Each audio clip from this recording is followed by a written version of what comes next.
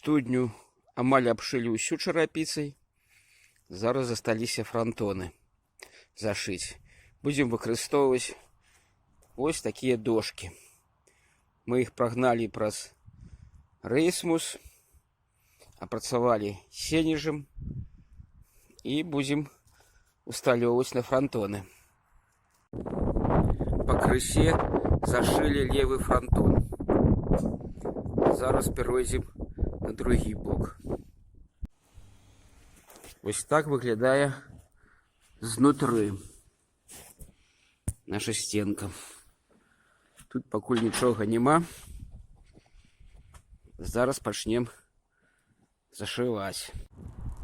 Сёння зашыў дошкамі другі бок сваей студні.